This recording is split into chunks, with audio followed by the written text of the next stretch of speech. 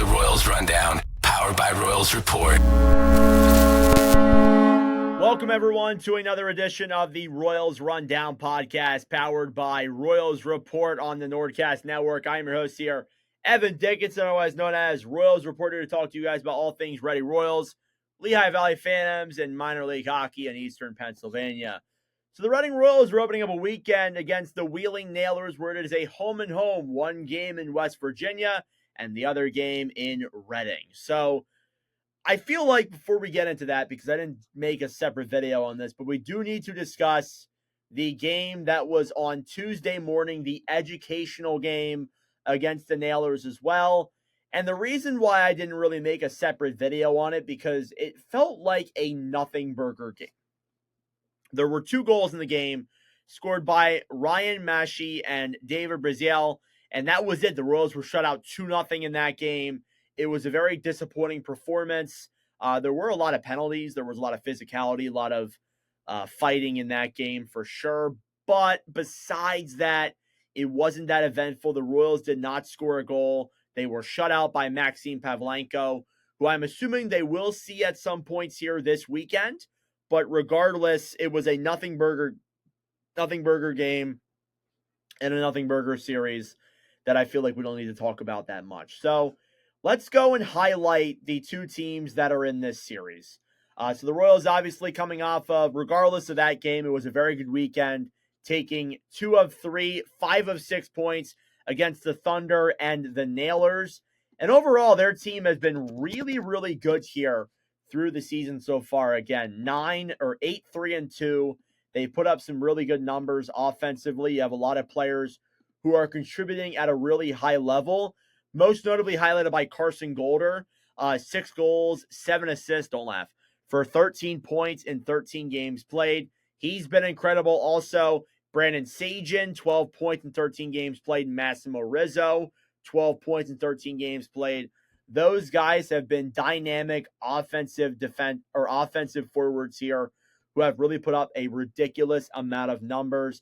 The one guy that I liked on the defensive end was Jake Willits. Willits this past weekend was really entertaining. 5 points in 11 games played.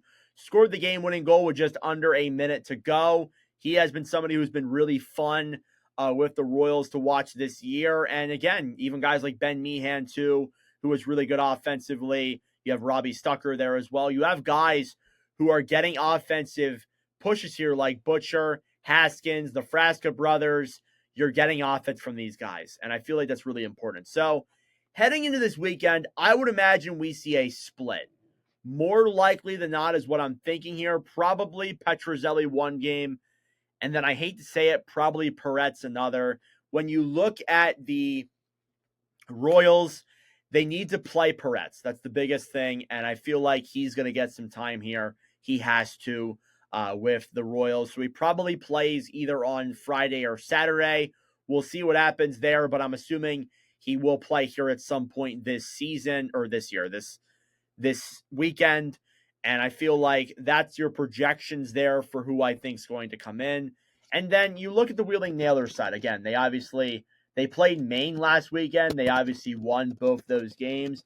They come into Reading. They lose the first one. Then they beat us in the educational game. And playing them 2 times here will be very, very interesting to see how that will be. When you look at the leading scorers for this team, Matthew Curcia, 12 points in 12 games played. Posma's been really good. Patella's been great. Gallant's been great too. You see a lot of guys here on this roster. You have Curcia, who obviously is leading the way in points. Brent Johnson there's too. Budnick as well. But in terms of like guys really running away from it besides that, there's really nobody. Like, you're getting offense from a lot of your players here. Every single player except for 3 on this Wheeling roster in terms of their forwards have at least 1 goal. And I feel like that's wild. Only 2 of their defensemen have not scored a goal who have played at least 1 game. It's wild how good these guys have been. And again, you look at the goaltending, you see it'll probably be Pavlenko's net for the first game. Then we might see Jake Smith the second game. We'll obviously see what happens there, but that looks like what might be the plan. But Pavlenko will definitely play. He has a .903, obviously a shutout in the game previously. He's been awesome to watch. And, like, these are two really good teams. These are two teams that when you look at them statistically, they are both very, very good and put up a lot of offensive numbers. You have guys who are over point per game on this roster who look very entertaining. It's going to be a matchup here for a while. We said it on the broadcast for the second intermission. We said that this is going to be a matchup to follow here for a long time. And I think that bodes true even still to this point. These guys are phenomenal for both sides. For the Royals to win these games, you got to play defense. You got to keep the Nailers away from these pucks.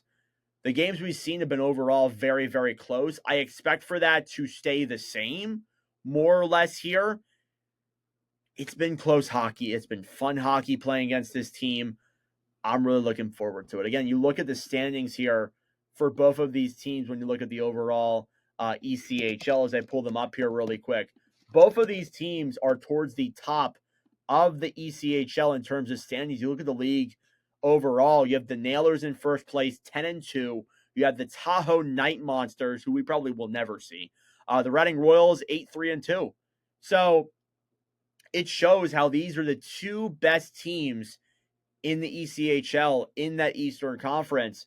It's been phenomenal to watch these two teams play. So we'll see what happens here moving forward. But right now, the Royals and Nailers are set to play in a 2-weekend split. One of those games being in West Virginia, the other game being at home. Kind of a short video here. Let me know your thoughts in the comment section down below. Thank you all so much for watching. If you enjoyed, be sure to like down below and subscribe if you are new. But regardless, that is it for me. Thank you for watching, and I will see you guys in the next episode. Let's go Royals.